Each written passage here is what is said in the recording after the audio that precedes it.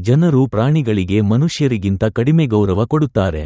ಆದರೆ ನೀವು ಕೇಳಲಿರುವ ಈ ಕಥೆ ಮಂಗ ಕೂಡ ಮನುಷ್ಯನಿಗಿಂತ ಧೈರ್ಯಶಾಲಿಯಾಗಿರಬಲ್ಲದು ಎಂದು ಸಾಬೀತುಪಡಿಸುತ್ತದೆ. ಪಹಲ್ಗಾಮ್ನ ದೇವಸ್ಥಾನದಲ್ಲಿ ಅರ್ಚಕರ ಮಂಗವೊಂದು ಭಯಾನಕ ಭಯೋತ್ಪಾದಕನಿಗೆ ಎದುರಾಗಿ ಅಸಾಧ್ಯವಾದ ಕೆಲಸ ಮಾಡಿತು.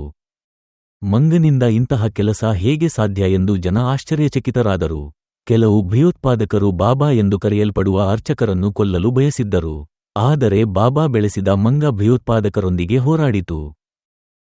ಆ ನಂತರ ನಡೆದ ಘಟನೆ ಇತಿಹಾಸದಲ್ಲಿ ದಾಖಲಾಯಿತು. ಆ ದಿನದ ಕಥೆಯನ್ನು ಕೇಳೋಣ. ಅದಕ್ಕೂ ಮೊದಲು ವಿಡಿಯೋವನ್ನು ಲೈಕ್ ಮಾಡಿ ಮತ್ತು ರಾಷ್ಟ್ರದ ಶತ್ರುಗಳಿಗೆ ನಮ್ಮ ಏಕತೆಯನ್ನು ತೋರಿಸಲು ಕಾಮೆಂಟ್ಗಳಲ್ಲಿ ಜೈ ಹಿಂದ್ ಎಂದು ಟೈಪ್ ಮಾಡಿ.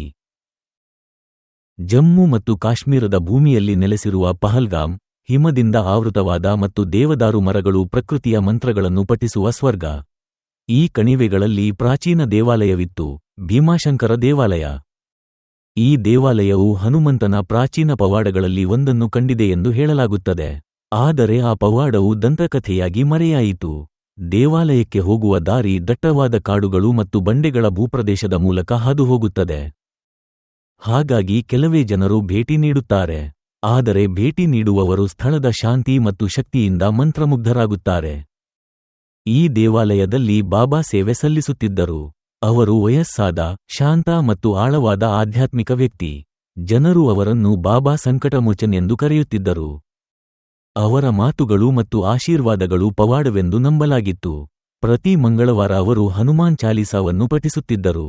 ಅವನು ಇನ್ನೂ ಇಲ್ಲೇ ಇದ್ದಾನೆ, ಯಾರೂ ಅವನನ್ನು ನೋಡಲು ಸಾಧ್ಯವಿಲ್ಲ. ಆದರೆ ಯಾರಾದರೂ ನಿಜವಾದ ನಂಬಿಕೆಯಿಂದ ಕರೆದರೆ ಖಂಡಿತವಾಗಿಯೂ ಪ್ರತಿಕ್ರಿಯೆ ಸಿಗುತ್ತದೆ ಎಂದು ಹೇಳುತ್ತಿದ್ದರು. ಗ್ರಾಮಸ್ಥರು ಅನಾರೋಗ್ಯ, ತೊಂದರೆಗಳು ಅಥವಾ ಮಕ್ಕಳ ಬಗ್ಗೆ ಚಿಂತೆಯಿದ್ದರೆ ಸಲಹೆಗಾಗಿ ಬರುತ್ತಿದ್ದರು. ಅವರ ಮಾತುಗಳು ಜನರಿಗೆ ಭರವಸೆ ನೀಡುತ್ತಿದ್ದವು. ಆದರೆ ಈ ದೇವಾಲಯದಲ್ಲಿ ನಂಬಿಕೆಯೊಂದಿಗೆ ಮಾತ್ರ ಸಂಬಂಧ ಹೊಂದಿದ್ದ ಸ್ಥಳದಲ್ಲಿ ಕತ್ತಲೆಯ ನೆರಳು ಆವರಿಸಲು ಪ್ರಾರಂಭಿಸಿತು. ಪಹಲ್ಗಾಮ್ನ ಮೇಲ್ಭಾಗದ ಗ್ರಾಮದಲ್ಲಿ ಹೊಸ ಮುಖ ಕಾಣಿಸಿಕೊಂಡಿತು. ಅವನು ತನ್ನನ್ನು ಆದಿಲ್ ಖಾನ್ ಎಂದು ಕರೆದುಕೊಂಡನು. ಆದರೆ ಅವನ ನಿಜವಾದ ಹೆಸರು ಅಬ್ದುಲ್ ರೆಹಮಾನ್, ತರಬೇತಿ ಪಡೆದ ಭಯೋತ್ಪಾದಕ. ದೊಡ್ಡ ಯೋಜನೆಯ ಭಾಗವಾಗಿ ಪಹಲ್ಗಾಮ್ಗೆ ಕಳುಹಿಸಲಾಗಿತ್ತು. ಕ್ರಮೇಣ ಅಬ್ದುಲ್ ರೆಹಮಾನ್ ತನ್ನ ಸಹಚರರನ್ನು ಕಣಿವೆಯ ಸುತ್ತಲೂ ನಿಯೋಜಿಸಲು ಪ್ರಾರಂಭಿಸಿದನು.